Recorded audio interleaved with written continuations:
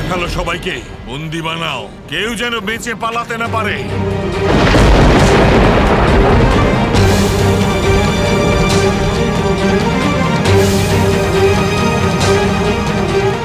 এসব কি হচ্ছে? মনে হচ্ছে লুকিয়ে মথুরায় যাওয়া হচ্ছে। হতেই পারে তুমি কোনো গুপ্তচর। ওকে শীঘ্রই বন্দি করো। আমি গুপ্তচর নই, কিন্তু আপনার পরিচয় জানতে চাই। আপনি যেই হন, দয়া করে সামনে আসুন। বিশ্বাস করতে পারি যদি পরিচয় দাও। আমি বিদর্ভের রাজকুমারী রুক্মিণী। আমি মথুরার যুবরাজ কৃষ্ণকে ভালোবাসি আর এখানে ওনার সঙ্গেই দেখা করতে এসেছি।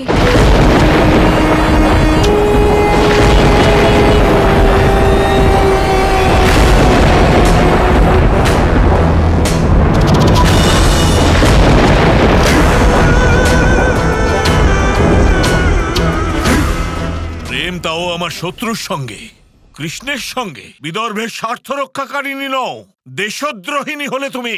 যার ভাই আর পিতা কৃষ্ণের বিরুদ্ধে আমার সাথে দাঁড়িয়েছেন, সে কৃষ্ণকে সতর্ক করতে যাচ্ছে।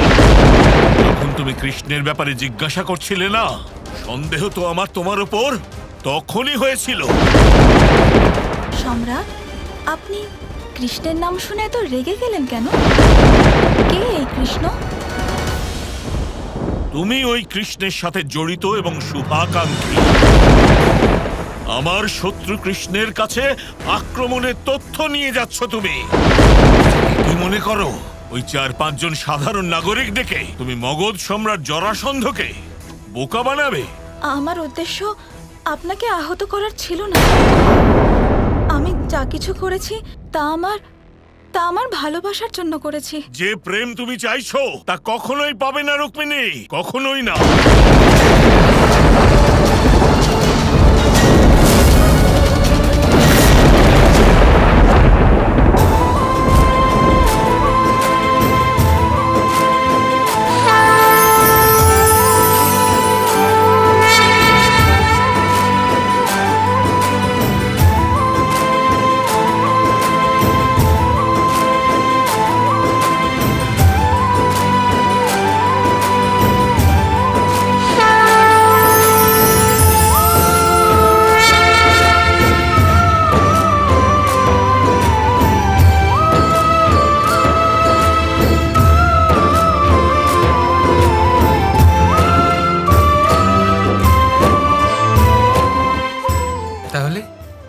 কেমন লাগলো কন্যা?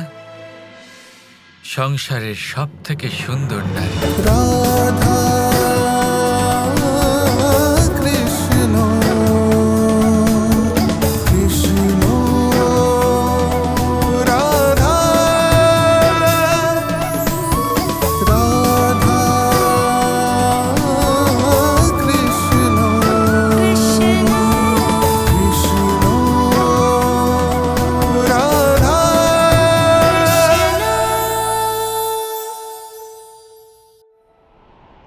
ব্রহ্মদেব, এবার তো বলুন, এমন কি কথা আছে যাতে আপনার মুখে হাসি উদয় হলো?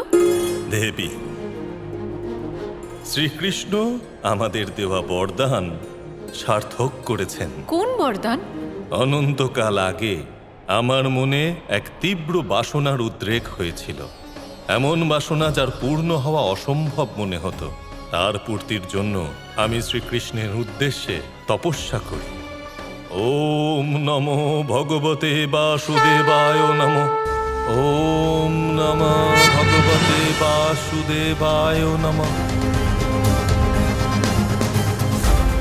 সেই তপস্যা 60,000 বছর পর্যন্ত চলেছিল।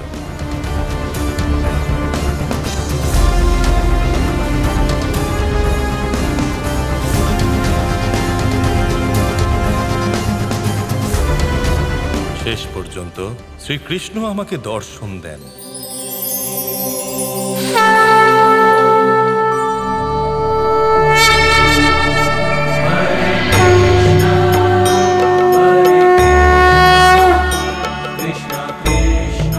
শ্রীকৃষ্ণ। বলুন ব্রহ্মদেব, আজ সৃষ্টির রচয়িতাকেও তপস্যা করতে হলো, কি কারণ তার? প্রভু, আমার একটি ইচ্ছা আছে যা কেবল আপনিই পূরণ করতে পারেন। প্রভু, আমি প্রেমের দেবী রাধা রানীর কমল চরণ দর্শন করতে চাই, আর দেবী রাধা রানী এবং শ্রীকৃষ্ণের বিবাহ আমি নিজের হাতে করাতে চাই। কিন্তু ব্রহ্মদেব, রাধা কৃষ্ণের এই প্রেম এই সংসারের সকল বন্ধনের ঊর্ধ্বে। কিন্তু ব্রহ্মাণ্ডের ইচ্ছা তো এটাই প্রভু, যে তারা এই উৎসব দেখতে চায়। নিজের ভক্তের জন্যই না হয় আপনি আমার এই ইচ্ছা পূরণ করুন প্রভু। ভক্তের ইচ্ছে হলো ভগবানের জন্য আদেশের সঙ্গে। তথাস্তু।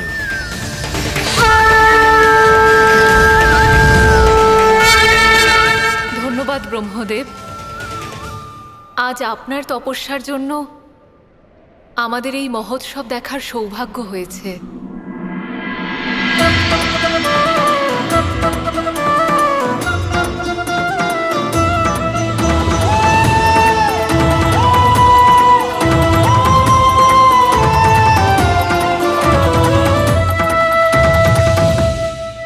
এটা কি সত্যি যে আমি তোমার? নিঃসন্দেহে। আমি ভাবলাম তুমি স্বয়ং বুঝে যাবে। রেগেছিলে সেই জন্য বুঝতে পারোনি। আমি সময় নিলাম, অপেক্ষা করলাম, তাও তুমি বুঝতে পারলে না। শেষ পর্যন্ত আমায় তোমাকে এটা দেখাতেই হলো।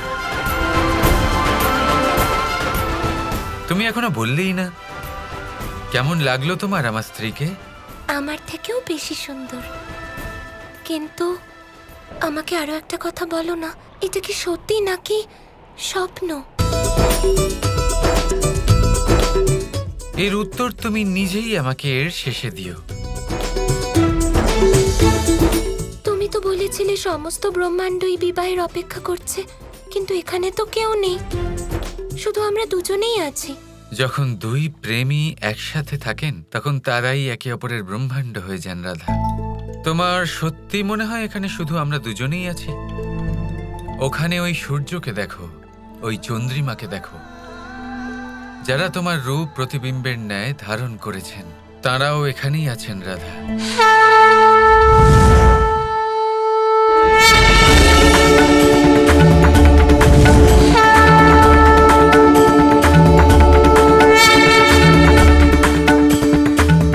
শুধু তাই নয়, তোমার আমার আরাধ্য মহাদেব, দেবী পার্বতী, আমাদের প্রিয় শ্রী গণেশ, তারাও এখানে আছেন রাধা।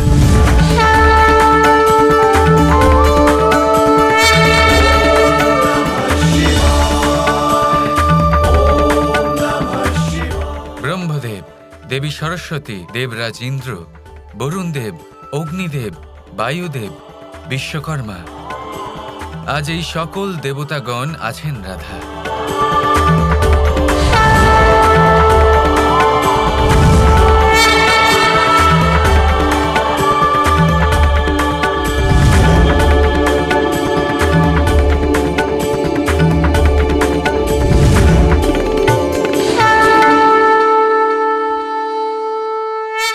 আমাদের গোলকের সখীরা, গন্ধর্ব, যক্ষ, মহাদেবের সকল গণ এখানে আছেন রাধা।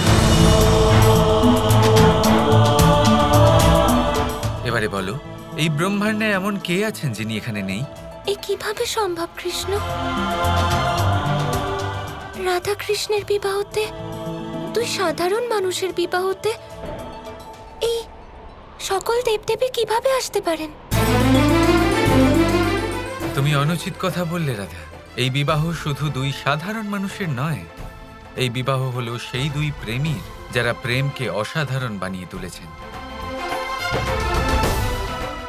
অনন্ত কালের প্রেমী, বহু জন্মের বিরহের পর যাদের বিবাহ হতে চলেছে।